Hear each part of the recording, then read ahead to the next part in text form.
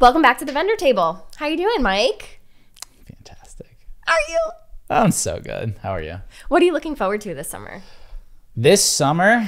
Oh, so we just put a pool in my backyard. That is very exciting. I've seen pictures. It looks amazing. Thank you. It looks like a hotel pool. That was the goal. Yeah.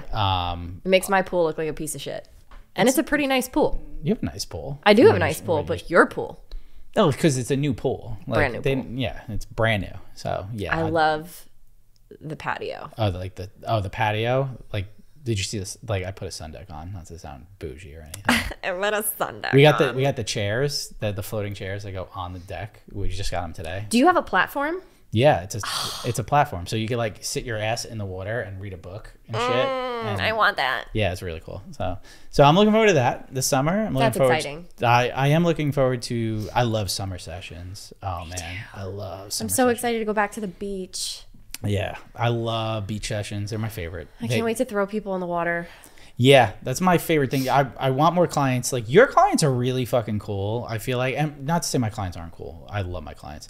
But like, I feel like your clients really get in there. Mm-hmm. They really get in there. Like, they're like fucking knee deep in it. And I want more of my couples to want to go in. Because I'm like, dip your toes in. You want to go in a little more? And I'm like, no. No, that's why I talked to them about it beforehand. And I'm like, so how wet do you want to get? Yeah.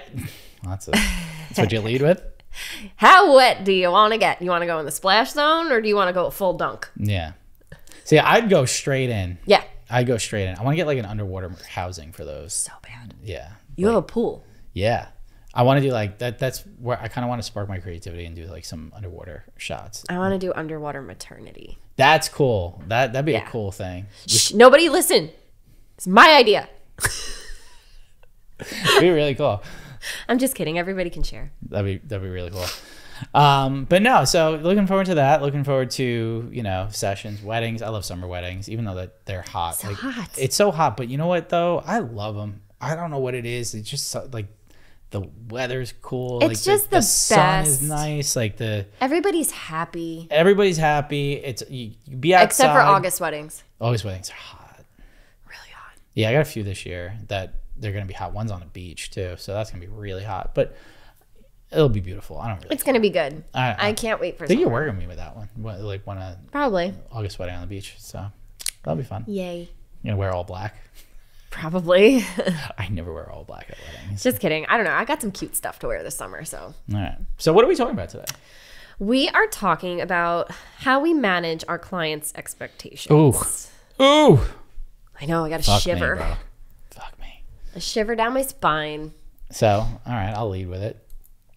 How do you? God damn it. I'm gonna jump on that. How do I manage client expectations?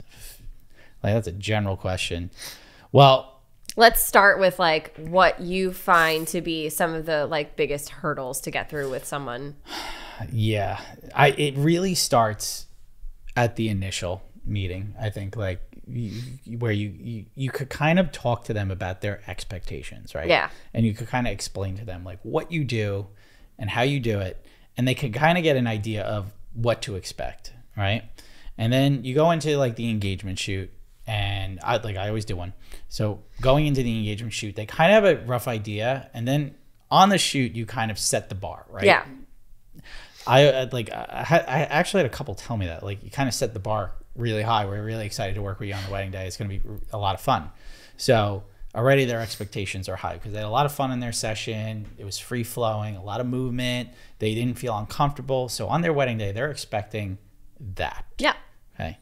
But now on a wedding day, when a wedding day comes, there's a lot more to manage in terms of client expectations. Oh, yeah. So it's not just handling them on a portrait session. You're now handling everything from, a big bridal party, small bridal party, families, divorces, schedules of, parent divorces, right? The schedule of the day, how to, navigate through that timeline. You're dealing with all of that. So your client's expectations, especially if you set that out in the initial meeting, is like, hey, I'm going to handle this for you.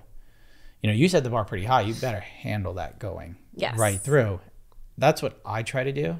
So I kind of lead them in with a lot of stuff that starts at the initial they see what to expect, what they get in terms of like a gallery, how many photos back, things like that. Going into, their engagement shoot, I show them like how a session looks and how it free flows. And then when I show up and I start shooting their session, they kind of have a good idea of what to expect. And then after that, they get their photos back, they get their teasers back, they see how like engaged with them I am and all that stuff. Going into their wedding day, they know what to expect when I show up and I start, shooting on their day. But there's the little things that go into the day also that, you kind of set the bar high, especially being a higher price vendor. If you're a little bit more in that exclusive area where, you're at the upper tier of, money wise, people are like, hey, I spent this money on you. I deserve this. So you got to manage those expectations. So that's kind of how I do it. How do you do it? I think like from the initial, like you were saying, like from the initial correspondence that you have with the client, like you can also kind of gauge what your interaction is going to be with them. And like what we discussed in one of our previous episodes, like booking the ideal client, you have to know ahead of time those like little keywords, those like phrases, those little red flags that are going to maybe come back on wedding day that might give you pause. So like paying attention to how your client is automatically talking to you, like from the start. I think that once you narrow down that you're a good fit for each other, and then once you get to that point, yes, automatically doing an engagement shoot is always like vital. I think like I offer it with my packages too. Like it comes with an engagement shoot because I need to know what it's going to be like to work with this person. So it's one thing to communicate with a person, but it's an entirely other thing to work alongside them and like your physical presence with them and how they, you could be talking with the bride the whole time after your initial consult. Like maybe the guy's just there kind of like for the ride. You don't really get a vibe from him or vice versa. Or he's not there. And then you meet him on the day of and he's just like a Sour Patch Kid. Yeah. Totally doesn't want to be there. Yep. So it's like, it's making sure that everybody is on the same page. So openly communicating, talking about like, if they send you a question, answer it. Yeah. Like you need to let them know with honesty too. Like you have to be honest about what to expect. That's a great point. I had a client actually that I dealt with a few weeks ago that they're getting married this summer and it's a day wedding and their schedule is very chaotic. Yeah. And so I did this schedule with them. I do it 4 months in advance and I laid it out with them and I was looking at it and I was like, this is a very chaotic schedule. And the way they stacked the day was they don't have time for anything. They really don't have time for photos. They really don't have time for big groupings and everything like that. So I told the couple, I was like, why don't we have a phone call? Yeah. And we set up a phone call and we chatted. And I chatted with just the bride and we had like a half-hour chat about it. And she was just like, she explained to me that like they don't expect much from me. This is what they want. They're really just there. They want to enjoy their day as much as possible. They kind of want me to be like the fly on the wall documentary and things like that. And I was just like, that's fine. I was like, as long as you understand that expectation, because we're not going to be able to do like certain things. Like if you wanted family photos or bridal party photos or individual shots with each bridesmaids, I'm going to try to get done with those things, but you can't expect that in the timeline that you've given me. So, and it's almost like you almost like with a situation like that, you almost want like a written, like you understand what I'm telling you. And you could put that in, and I totally plan on putting that in email myself. Right. But having that down as documentation is really a smart thing to do. Because so the first thing I'm kind of thinking of is first look versus no first look, right? That always sometimes creates this like vortex of chaos. Yep. Like understand the sentiment behind wanting to see your person for the first time, like down the aisle, but it creates this very small window of time to get as much done as humanly possible. And sometimes it's not humanly possible. Yeah. Most of the time it's not, especially if you stack your ceremony right by your cocktail hour. So it's informing them of like what they realistically can expect in that 30 minutes. Yeah, if you have, if you even have 30 minutes, have 15.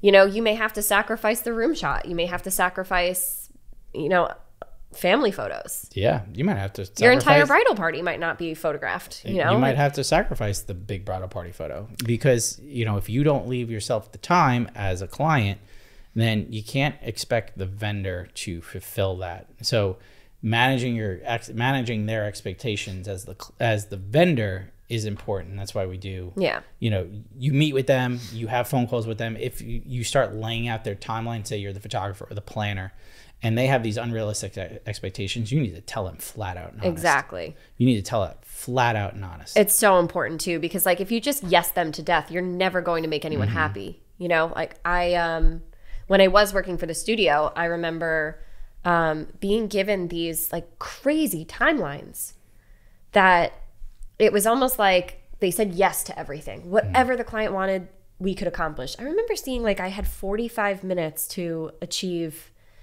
like a 25-person bridal party as myself. I had no other photographer with me. Oh, wow. I had a 25-person bridal party. I had a huge family and extended family. And then like I still had to manage doing bridal portraits.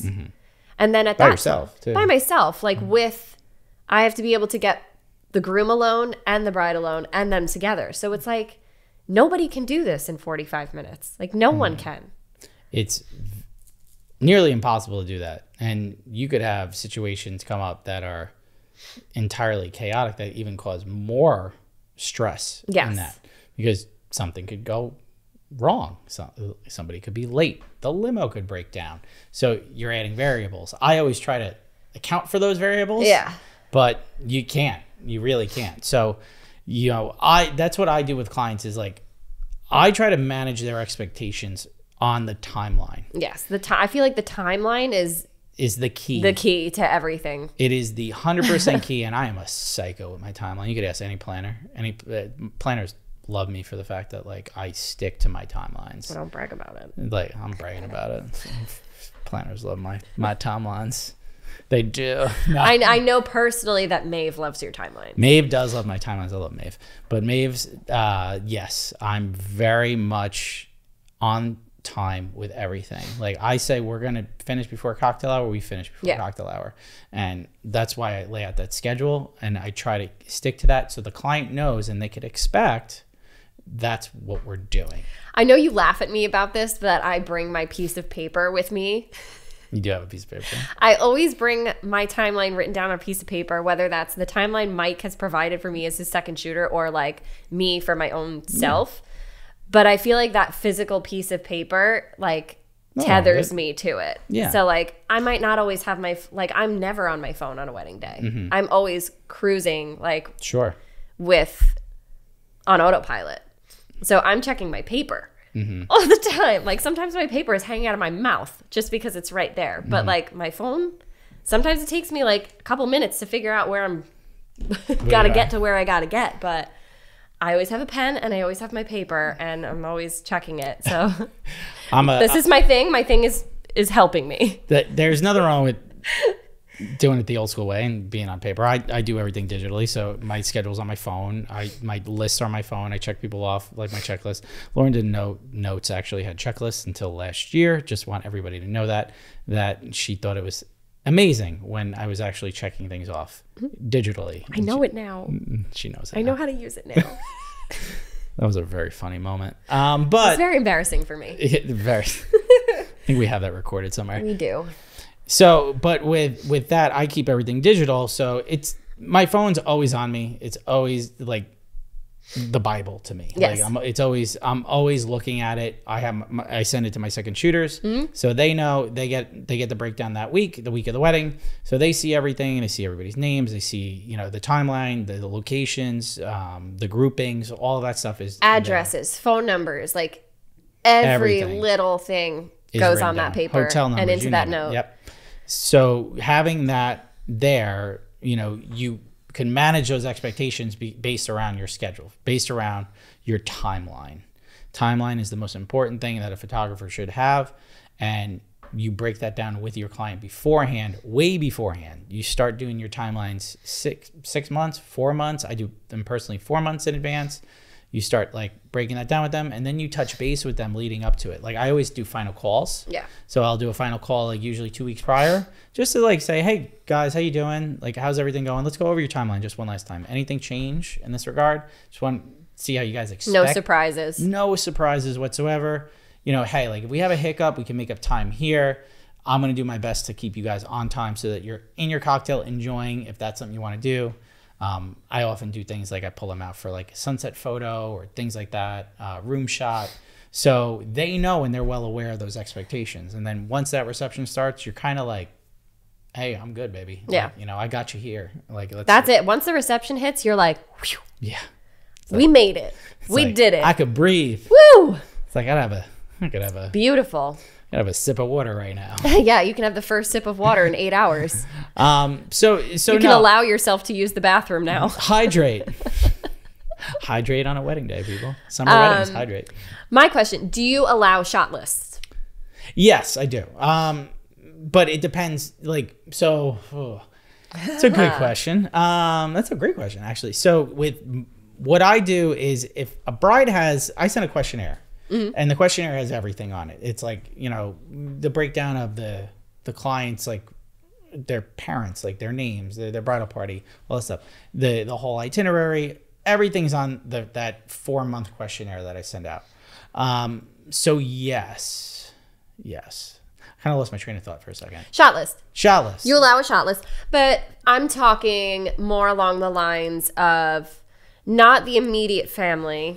You're talking like inspo shots. I'm talking about inspo shots, really. Yeah, I'll tell people if you have inspiration, like a Pinterest board or something like that, you can send it to me. Like, no problem. I don't advertise it, but I do have a section on the questionnaire that says like, if any must-have shots that you want or inspiration shots that you want, you could either tell me what they are here or attach your Pinterest board or, you know, a photo.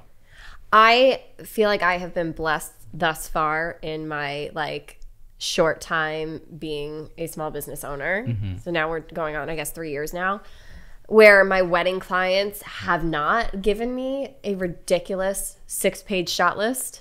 Mm-hmm. You'll have it. And if they do, it's very small. Like I've most of my weddings, I feel like they're high budget weddings, but they only have like 1 or 2 people in the bridal party, or like I feel like something's about to blow, you know. Yeah. when like things are going too good, like something's gonna happen. Full-time Lauren's about to experience a shift, and I did a couple of years ago, so you're about to. I know eventually. I know it's gonna happen, but I'm talking like, we're not talking like inspiration photos. These are talking about must have, like I need to have a picture on the stairs looking in this direction with this picture out in the front, and no stuff like that. My brides aren't like that. That's right. Like that's not like that. A thing we do. They send me inspiration shots, but I always tell them like I'm going to put my own spin on it. Yeah.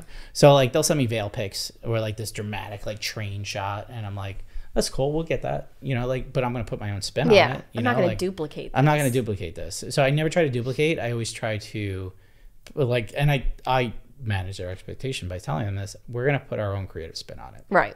And it's cool because they're like, oh, that's cool. Because like, he's not going to copy it. He's going to do it the way he sees it. Yeah. And get me something I really love. And I've had clients like fall in love with that stuff. So yeah, managing expectations is like, it's one of the hardest things you have to do as a photographer. But I think it's like, it's that feeling where it's like, yes, you want to be able to say you can do that, but it's like, you're incapable of it. Yeah. You know, with the timeline that you're given, like you can't just. You can't always say yes in this industry. You can't. I know it's hard because like you always want to say yes, and this goes for photographers, planners, videographers, anybody in the industry. You know, saying no to somebody because it's not possible is the best thing you could do, because it does wrangle them in. And if they start bitching about it and be like, then you got to give me the time to do this. Right. Or we have to change something to get this, to get you this. Like I have clients, and like we reference Maeve is a friend. I love her dearly. And, you know, we have clients together and we manage expectations as a photographer planner like time, like we often chat and we're like, hey, like, is this feasible? Is this not feasible? Like, you know, should we have a call with this person? So if you have a planner you're working with, it's oftentimes nice to touch base with them and, you know, get on the same page with the planner. I mean, and sometimes it also comes down to like a game day decision, you know, like a game time decision. Like when it's that, or something happens on the day. Let's say the example you used before is like the limo breaks down. Yep. Do you know how many times that's happened? Happens all the time. All the time. The limos suck on Long Island. Limos suck. The buses suck. Like they always break down. They always break down all the time. Oh, antique cars, by the way. Not a good idea. Always break down. Always break down. They always break down and they don't have air conditioning. Always a bad idea. Don't use them to travel long distances. So it's something like that, like where now they're waiting for transportation to come and pick them up for like a replacement. So it's like you gotta think on your feet and be able to address it with the client and tell them realistically what they can expect in the time that you're given. Yeah, I think that's pretty damn right. I think you're right. You're right. Look at me. Yay. Hoorah. No, but managing client expectations as a photographer to your client, right? It starts, send them a questionnaire, get on the same page with their timeline. You're the one in control of the timeline, really.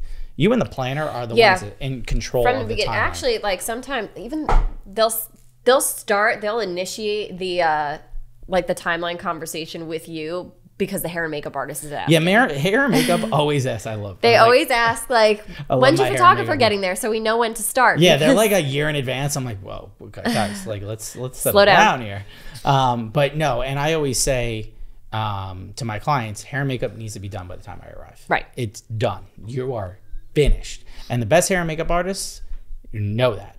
So that's why they ask that question. They know that, and they start with the bride. They start, and they know what they're doing. That's why, you know, I work with probably the same, I feel like 10 hair and makeup artists, like all year, like 35, 40 weddings a year. I feel like I always see these, because they are pros, they're great at their jobs, they know what they're doing, and they know how important they are to the day. Right. Because if hair and makeup goes long and they're late, that screws up the whole fucking day. It really does. Had it happen last year, and it wasn't fun. Actually, with Maeve too. That's a story we could tell. Managing client expectations, it really does start at the timeline, and you're in control of that throughout the wedding day. So if the client knows what to expect going into the day, that's the best thing. It should be smooth sailing. It should be. So, you know, I've had times when clients, you know, they've emailed me and said, like, you know, I'll be honest, I've been in business now 10, 11 years. I knew it was bound to happen, that they didn't feel like they got what they expected. And it's mainly due to weather, and like they, you know, want to go outside when it's raining. And I'm like, it's a hurricane. We're not going outside. Sorry. Like, I will limit you to, I'm going to curb your expectations here because of the fact of something that has thrown itself in. So I have to curb you. I'm going to do things a little bit more creative and give you something that maybe is slightly different. But, you know, I tell them that this is what you could expect. Yeah. Sometimes they don't listen though. I mean, sometimes like there's just nothing we can do. Like, we have camera bodies that are weather sealed, but that doesn't necessarily mean that the lenses are, you know, like we have to protect our equipment and make sure that like it doesn't get broken because it's our livelihood. Exactly. So there are times where you have to manage their expectations, especially on the game day, you know, like on the wedding day, and you might have to tell them no on the wedding day. It might not be something they like to hear, but it's for the betterment of them, for you, and for really everything going on with that day. So, you know, but I would say start it with the initial timeline, like getting to know them throughout the process. Engagement sessions, if you're a photographer photographing that, they learn what to expect, and then leading up to the day, you're in touch with them, you're talking to them, like, so they know what to expect. So their expectations going in is like, hey, like, Lauren's a lot of fun, we're gonna have a great time, she's not wrong, she's gonna fucking dance with us probably on our wedding day, be an absolute crazy person. So 100% certainty. I feel like I'm nailing everything right now. Killing it. Absolutely. But we're gonna have an awesome time, and and we're gonna have gorgeous results in the process, right? Boom. Boom. Phenomenal. Well, I think this was a cool one to chat about. Yeah, I think it's like it's definitely more geared towards photographers.